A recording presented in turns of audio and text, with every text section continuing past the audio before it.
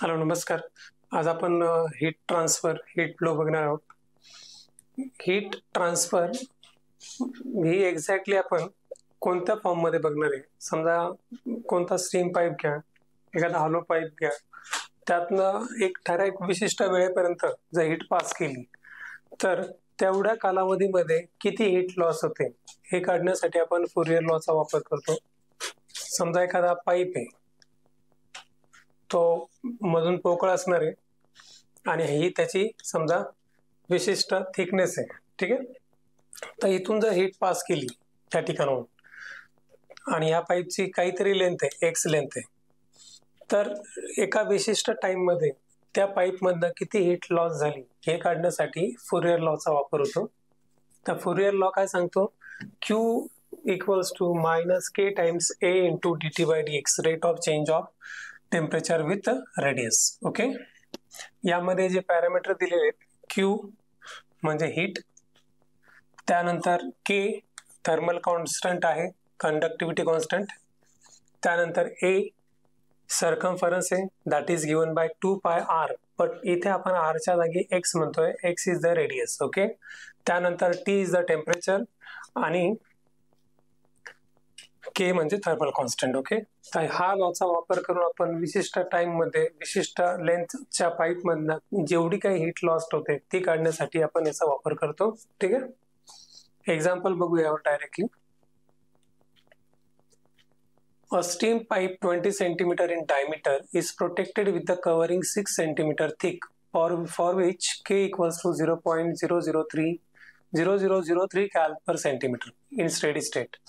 Find the heat loss per hour through a meter length pipe if the inner surface of the pipe is at 200 degree and the outer surface of the covering is at 30 degree. तर हा जो pipe आहे याची आपल्याला heat loss काढायची. तर heat loss काढण्यासाठी आपण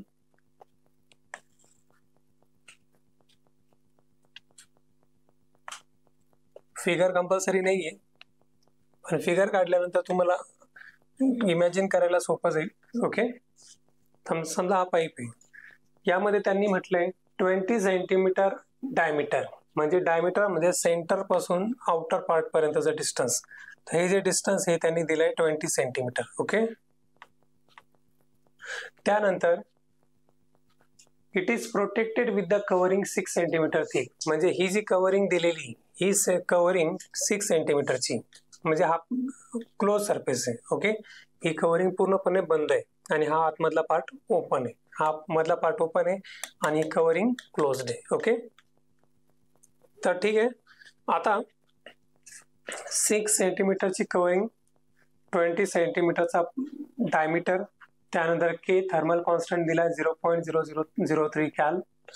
देन त्यांनी विचारलंय heat loss per hour. Observe करा, इथे त्यांनी म्हटलंय heat lost per hour through a meter length pipe, म्हणजे पाईपची जी लेंथ आहे ती किती आहे, 1 मीटर. ओके.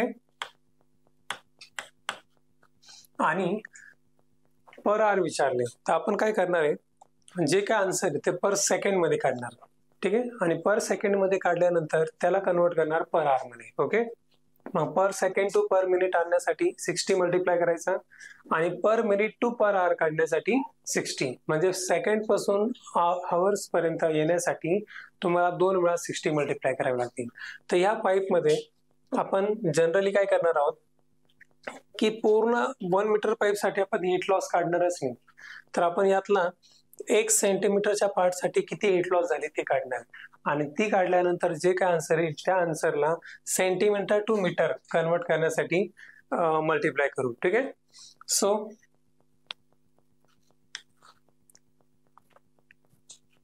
स्टार्टिंगला आपण घेऊयात inner statement of the Fourier law. So by Fourier law the statement is Q equals to minus K times circumference into rate of change in temperature with the radius. Okay. हे झालं तुमचं statement. यामध्ये A ची value आपल्याला माहिती, A काय असतो, 2πr, but r म्हणजे रेडियस आहे. इथे रेडियसला आपण x म्हणतोय, म्हणजे इथे आपण x काय घेणार, आपला r काय घेणार, x. So q equals to minus k times 2πx into dt by dx. Okay, आता इथे आपण व्हेरिएबल सेपरेबल फॉर्म करून डिफरन्शियल इक्वेशन लिहूयात. q कॉन्स्टंट आहे, 2π कॉन्स्टंट आहे, k कॉन्स्टंट आहे, कोणत्याही साईडला ठेवा. आपण लेफ्ट साईडला ठेवू, q अपॉन 2π k लेफ्ट साईडला ठेवले. ते ठेवल्यानंतर मायनस k राईट साईडला, मायनस राईट साईडला, आणि dx ला सुद्धा इकडे पाठवून देऊ. dx या साईडला आला आणि त्या साईडला असेल फक्त मायनस dt. ओके, बघा ऑब्झर्व करा, 2π k खाली पाठवला, कॉन्स्टंट आहे, कुठेही ठेवा, डझंट मॅटर. मायनस तसाच, dt पण तसाच, dx ला त्या साईडला पाठवलं. आता हे तुमचा व्हेरिएबल सेपरेबल फॉर्म आहे. ठीक आहे, व्हेरिएबल सेपरेबल फॉर्म आल्यानंतर आपण इंटिग्रेट करतो. पण इंटिग्रेट करण्याआधी आपण काय करूयात, आपण इथे पाईपचं inner radius, outer radius, inner temperature आणि आउटर टेम्परेचर काढून घेऊ. ओके, मग इनर टेम्परेचर त्यांनी दिलेले बघ, inner surface is at 200 degree, म्हणजे या ठिकाणी जो सरफेस आहे तो किती आहे, 200 डिग्री. आणि outer surface of the covering is at 30 degree, म्हणजे ही कव्हरिंग जी आहे त्याच्या बाहेरून टेम्परेचर आहे 30 डिग्री. तर इनर 200, आउटर 30. त्यानंतर इनर रेडियस, आता इनर रेडियस काढायची आपल्याला माहिती, इथून शेव टोकापर्यंत, म्हणजे हे जे डिस्टन्स आहे, हे डिस्टन्स तुमचं किती आहे, 20. मग 20च्या हाफ म्हणजे इनर रेडियस झाली. तर इनर रेडियस ही कशी काढणार, सेंटर पासून आउटर पार्ट पर्यंत. तर इनर रेडियस जी आहे ती असेल तुमची 20च्या हाफ, म्हणजे इथून इथपर्यंत. आणि आउटर रेडियस जी काढू आपण, ती असणार आहे, सॉरी, हा 6 आणि हा जो 20, तर 20च्या हाफ. ओके, सो 20च्या हाफ किती झाला, 10. सो इनर रेडियस आली तुमची 10 आणि आउटर रेडियस काढण्यासाठी 10 प्लस तो थिकनेस बघावा लागेल. तो थिकनेस तुमचा किती आहे, 6. So 6 plus 10, 16 centimetre. सो इथे आपण घेणार इनर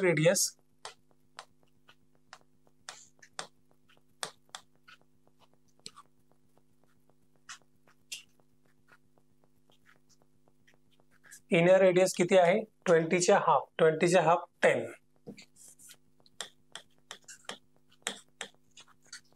त्यानंतर इनर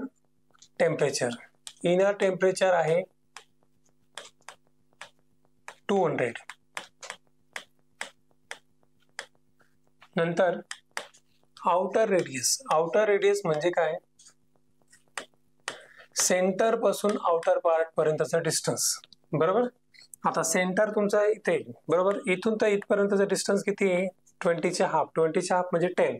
ते 10 आणि हा 6 किती झाला, 16. म्हणजे आउटर रेडियस किती झाली, 16 सेंटीमीटर. आणि आउटर टेम्परेचर त्यांनी दिले आहे 30.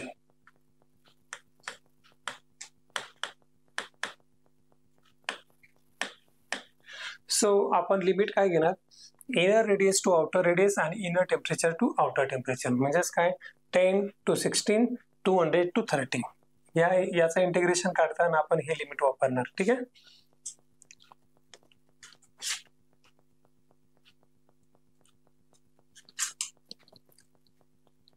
फिगर थोडी व्यवस्थित काढून घेऊ, क्लिअर नाही दिसत आहे.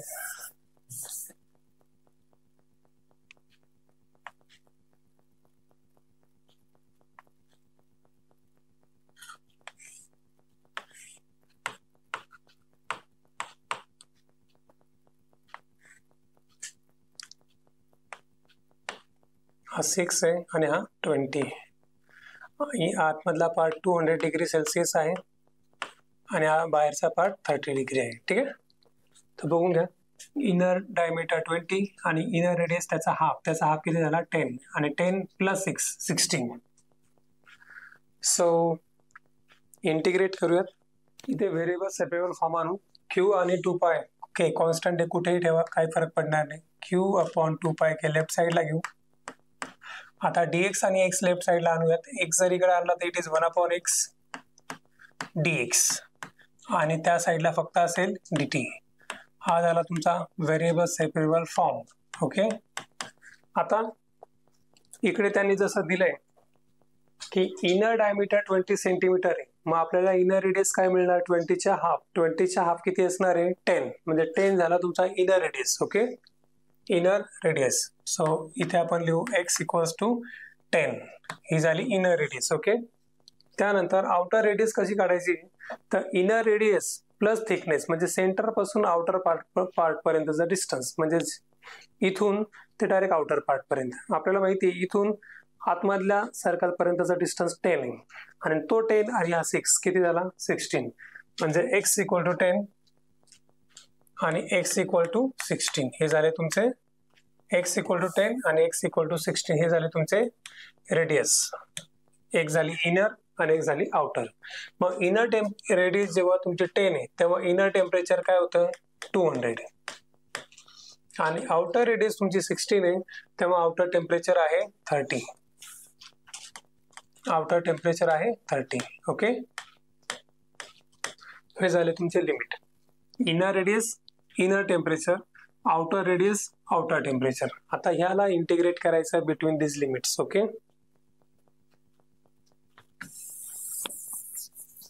so q upon 2 pi k constant as it is, integral 10 to 16 1 upon x dx, and integral 200 to 30 dt.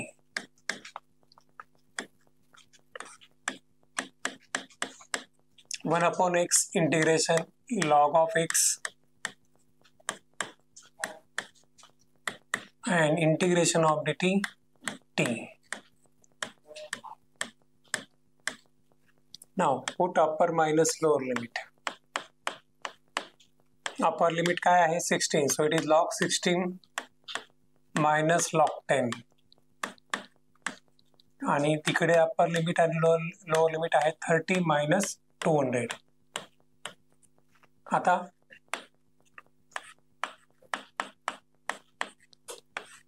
Subtraction म्हणजे डिव्हिजन. सो इकडे असेल लॉग ऑफ 16 अपॉन 10 म्हणजे लॉग ऑफ 1.6.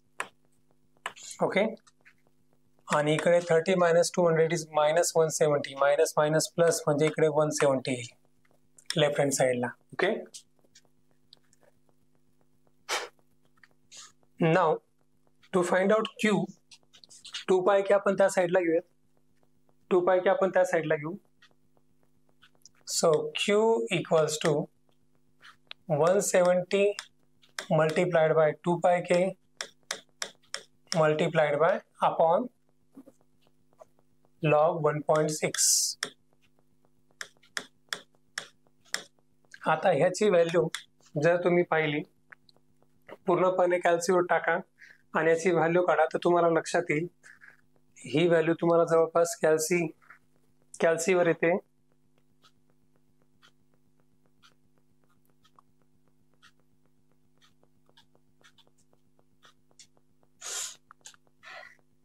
81 वर याची व्हॅल्यू तुम्ही इथे लॉगॅरिथम कोणताही नॅचरल लॉग आहे 170 इंटू 2 पाय के, पायची व्हॅल्यू 3.14 टाकली तरी चालेल, इंटू के ची व्हॅल्यू आहे 0.003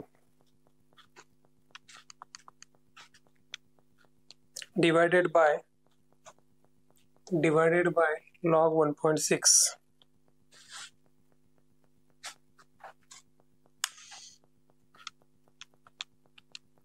$1.5698 हे झालं त्याचा आन्सर. ओके,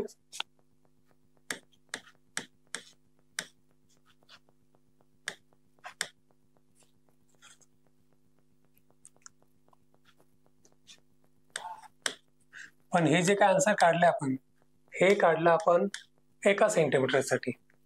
जसं की मी आधीच सांगितलं तुम्हाला या पूर्ण पाईपची लेंथ 1 मीटर आहे, आपण फक्त 1 सेंटीमीटर साठी काढतोय, बाकीच्या पूर्ण पाईप साठी आपण कन्वर्ट करणार आहे. ठीक आहे, मग हे जे आलेला आन्सर आहे याला आपल्याला कन्वर्ट करायचं आहे 1 मीटर साठी. Required heat lost equals to काय, तर आलेला आन्सर मल्टिप्लाइड बाय 1 मीटर. आता 1 सेंटीमीटर साठी झाले, 1 मीटर म्हणजे काय 100 सेंटीमीटर. ओके, तर इथे आपण 100 ने मल्टिप्लाय करणार आणि त्याने विचारलं आहे की पर आर, आणि आपण जे आन्सर काढले ते पर सेकंड काढले. मग पर आर मध्ये कन्वर्ट करण्यासाठी इथे आपण सेकंड टू मिनिट 60 आणि मिनिट टू आर 60 मल्टिप्लाय करायचं. म्हणजे ह्या आन्सरला जर तुम्ही त्याने मल्टिप्लाय केलं तर काय होईल बघा,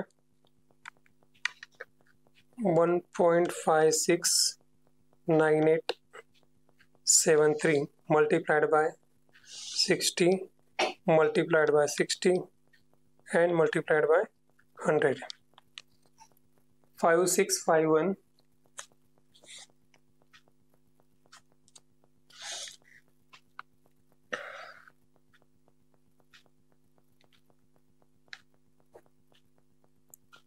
हे आन्सर आपलं थोडं करेक्ट करावं लागेल. 170 into 2 pi into k 0.0003 divided by ln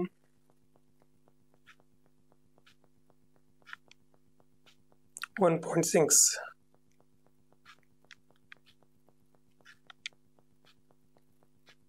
.68 हे आन्सर आपल्याला करेक्ट करावं लागेल. कॅल्क्युलेशन 0.68 1787183 पण हे आन्सर आले तुमच्या कॅल पर सेंटीमीटर. तर त्या आन्सरला आपल्याला मल्टिप्लाय करायचं आहे 2 वेळा 60 आणि 1 वेळा 100.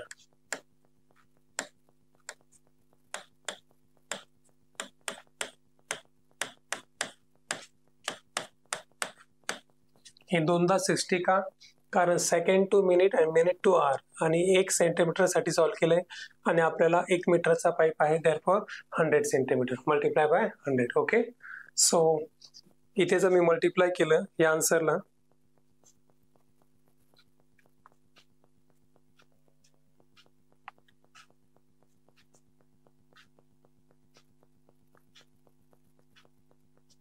it will be 0.6871787183 multiply by 60 into 60 into 100. तर इथे मिळेल तुम्हाला 24543.38 कॅलरी. तर हे झालं तुमचं आन्सर. ओके, हे करेक्ट आहे. चला next example. A pipe 10 centimeter in diameter contains steam at 100 degree. It is covered with the asbestos 5 centimeter thick, for which K equal to 0.0006. The outside surface is at 30 degree.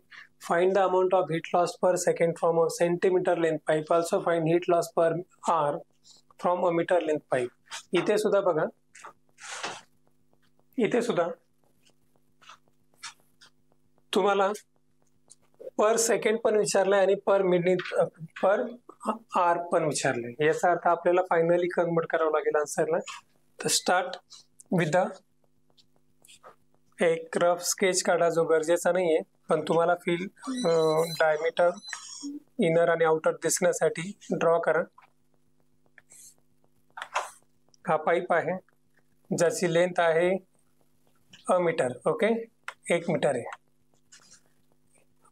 त्यानंतर diameter 10 centimetre दिली, आतमधली diameter 10 centimetre आहे आणि covering जी दिली ती covering asbestos मटेरियलची बनलेली, जी की 5 centimetre thick आहे. ओके, नंतर इनर सरफेस 100 डिग्री दिलाय, इनर सरफेस दिलाय 100 डिग्री आणि outer surface of the covering is at 30 degree. Okay, तर एवढ्या डेटावर आपण हीट लॉस पर सेकंड आणि हीट लॉस पर आर आपण काढणार आहे. ठीक आहे, so start with the law. by using Fourier law,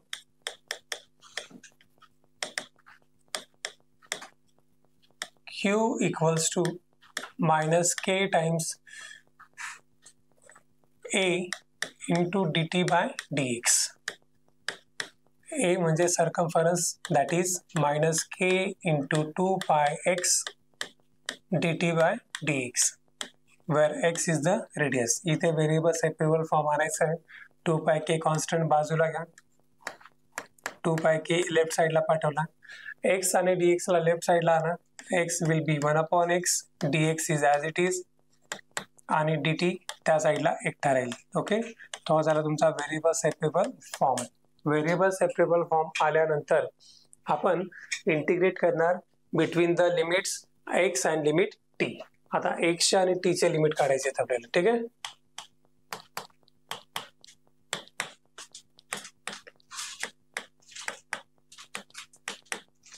मग इथे इनर रेडियस ऑफ एक्स आणि आउटर रेडियस ऑफ एक्स काढायची आपल्याला. ठीक आहे, इनर रेडियस ऑफ एक्स कशी काढायची बघा. आता इनर डायमीटर तुम्हाला दिली आहे 10, तर 10 चा हाफ किती झाला 5. So inner radius will be 5. आणि आउटर रेडियस कशी काढायची, आउटर रेडियस कशी काढायची, तर आउटर जी थिकनेस आहे ती थिकनेस प्लस इनर रेडियस ही झाली तुमची आउटर रेडियस. एवढी सेंटर पासून आउटर पार्ट पर्यंतचं डिस्टन्स. तर 5 plus 5 10. So outer radius will be 10. नंतर इनर टेम्परेचर 100 दिले आणि आउटर टेम्परेचर 30 दिलंय. ओके, हा झाला तुमचा गिवन डेटा. आता गिवन जे लिमिट आपण पुट करणार x चे फ्रॉम 5 to 10 आणि t चे पुट करणार 100 to 30 या व्हेरिएबल सेपरेबल फॉर्म साठी. ठीक आहे,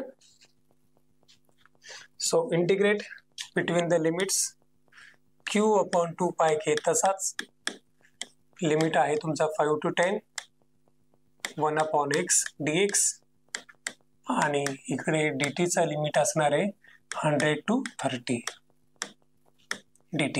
okay, so now integrate will be q by 2 pi k as it is, 1 upon x integration log of x, putting the limits 5 to 10 आणि dt चा integration t 100 to 30.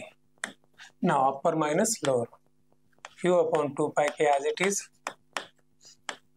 log 10 minus log 5, log 10 minus log 5 equals to t चा limit 30 minus 100. आता इकडे subtraction म्हणजे division येते. So q by 2 pi k log 10 upon 5, log 10 upon 5 will be log 2, आणि इकडे आपल्याला 30 minus 100 is minus 70, minus minus plus म्हणजे इकडे प्लस 70. ओके, सो q ची व्हॅल्यू काढण्यासाठी 2 pi k आणि log ला राईट साइडला पाठवा. So q equals to 70 multiplied by 2 pi k upon log 2. Values put करूयात. कॅल्शियम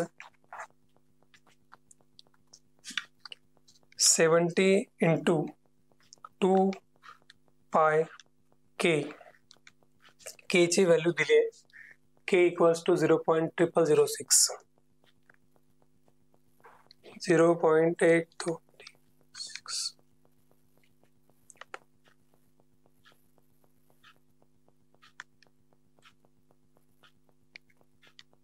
0.69, 0.6931 4718. पण हे जे आन्सर आले हे काय झाले, कॅलरी पर सेंटीमीटर आले. आता आपल्याला त्यांनी आणखी एक विचारले आन्सर, कोणतं, कॅलरी पर सेंटीमीटर पण काढा, पर सेकंड पण काढा आणि पर आर पण काढा. ठीक आहे, मग रिक्वायर्ड आन्सर म्हणजे ही required heat lost per hour, heat lost per hour will be, जे काय आन्सर आलंय ते multiplied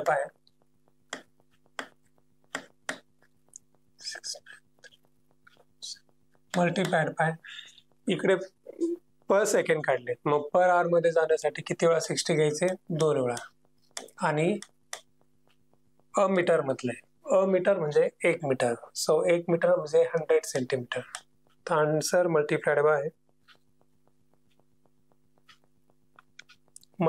by 60 into 60 into 100. So answer finally मिळेल तुम्हाला 249532.9 कॅलरी पर आवर. ओके, ते झालं तुमचं रिक्वायर्ड फायनल आन्सर.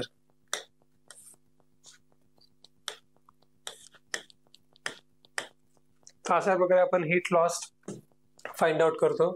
बघून घ्यायचं, त्यांनी पर सेकंड विचारले, पर सेकंड पण काढायचं. जर पर मिनिट विचारलं असेल तर एकदा 60 घ्यायचं, पर आवर विचारलं असेल तर दोनदा 60 घ्यायचं, आणि पाईपची लेंथ जी काय असेल ती कन्वर्ट करायची शेवटी. ओके, एक होमवर्क करा.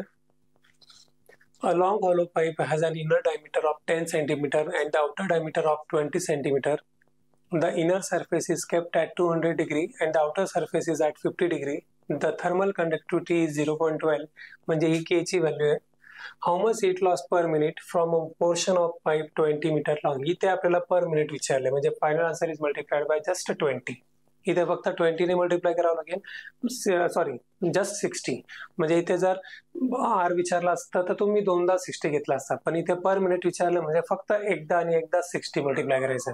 आणि इथे पाईपची लेंथ दिलेली 20 मीटर, मग 20 मीटर दिली याचा अर्थ काय, तुम्हाला त्या 20 मीटरला सेंटीमीटर मध्ये कन्वर्ट करावं लागेल. मग सेंटीमीटर मध्ये कन्वर्ट करण्यासाठी तुम्ही काय करणार, 20 मल्टिप्लाइड बाय 100. मग 20 multiplied by 100 will be 2000 centimetre. Okay, तर 20 मीटर म्हणजे 2000 सेंटीमीटर. मग फायनल आन्सरला तुम्ही कितीने मल्टिप्लाय करणार, 2000 and 60 for minute and 2000 for centimetre. Okay, solve करा.